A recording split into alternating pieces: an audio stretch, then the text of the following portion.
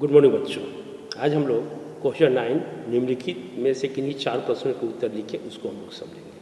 तो पहला क्वेश्चन है, लक्ष्मण ने वीर योद्धा की क्या क्या विशेषता बताई।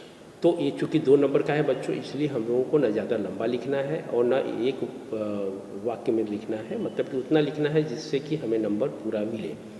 तो लक्ष्मण ने वीर योद्धा की निम्नलिखित विशेषताएं बताई। पहला है कि जो वीर योद्धा होते हैं वो कभी भी अपनी बड़ाई, अपनी वीरता की बड़ाई नहीं किया करते। दूसरा, वे अपने युद्ध कला का प्रदर्शन जो है वो युद्ध के मैदान में ही किया करते हैं। वो किसी कमज़ोर के आगे अपनी वीरता का बखान नहीं करते, यानी कि किसी कमज़ोर पर अपनी वीरता का प्रदर्शन नहीं करते। तो लक्ष्मण ने वीर योद्धा के ये विशेषताएं बताई। उसके बाद अगला क्वेश्चन है, कृष्ण के प्रति अन्य प्रेम की गोपियों ने किस प्रकार अभिव्यक्ति किया। तो कृष्ण के प्रति अन्य प्रेम को गोपियों ने किस प्रकार अभिव्यक्त किया। उन्होंने कहा कि जिस प्रकार जो चींटी होती है गुड़ से लिपटी रहती है ना, क्योंकि गुड़ के प्रेम में वो इतना ज़्यादा पागल होती है कि गुड़ से वो अलग रह ही नहीं सकती। वो अपने गुड़ की आसक्ति में वो अपने प्राण तक त्याग देती है। उसी तरह से उन्होंने अपने आप को जो है एक हारिल पक्षी की संज्ञा दी। हारिल पक्षी जिस प्रकार अपने पैरों में एक जो लकड़ी को लेकर उड़ते चलता है, वो लकड़ी को कभी नहीं छोड़ता।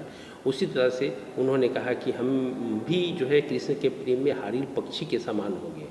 कृष्ण को सोते जागते हमेशा हम कृष्ण को ही याद किया करते हैं। हम कृष्ण से कभी अलग हो ही नहीं सकते, चाहे आप कितना भी हमें योग का संदेश दे दें। उसके बाद अगला क्वेश्चन है, उत्साह कविता में कवि बादल के बरसने की जगह गरजने के लिए क्यों कहता है। तो उत्साह कविता में कवि बादल ने से बरसने की जगह पर गरजने के लिए इसलिए कहता है कि जब कोई भी क्रांति, कोई भी परिवर्तन संसार में, कोई भी किसी तरह का जो रिवॉल्यूशन अभी तक हुआ है वो बिना गर्जन से नहीं हुआ, बिना किसी शोर शराबे के नहीं हुआ, शांतिपूर्वक तो हुआ ही नहीं।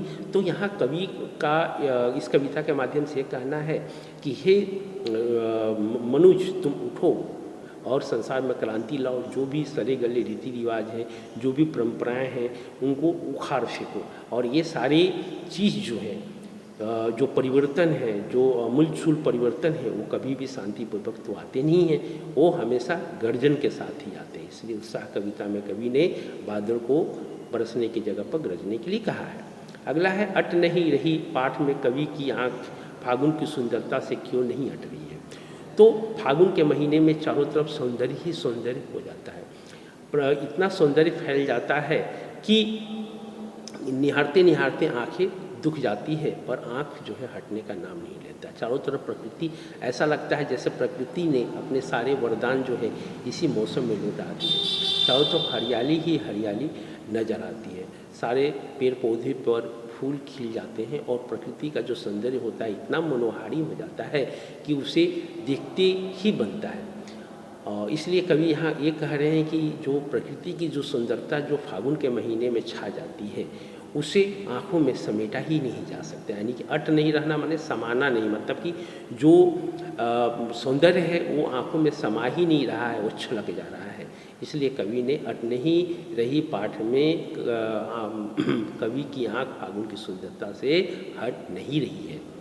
अगला है, बच्चे की मुस्कान और एक बड़े व्यक्ति के मुस्कान में क्या अंतर है। तो बड़े की जो मुस्कान होती है वो अर्थपूर्ण होती है।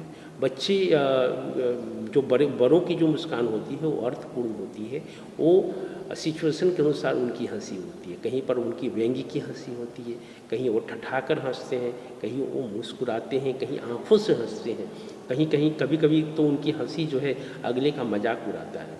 पर बच्चों की जो हंसी होती है वो उसमें किसी तरह का वो व्यंग्य नहीं होता है, किसी तरह का वो गुस्सा नहीं होता। कभी कभी बड़े लोग क्या होते हैं, गुस्सा में भी हंसते हैं, यानी कि अपने गुस्सा को छिपाना चाहते हैं, पर बच्चों में ऐसा नहीं है। जब वो अंदर से पूरी तरह से खुश होते हैं तो ही हंसते हैं।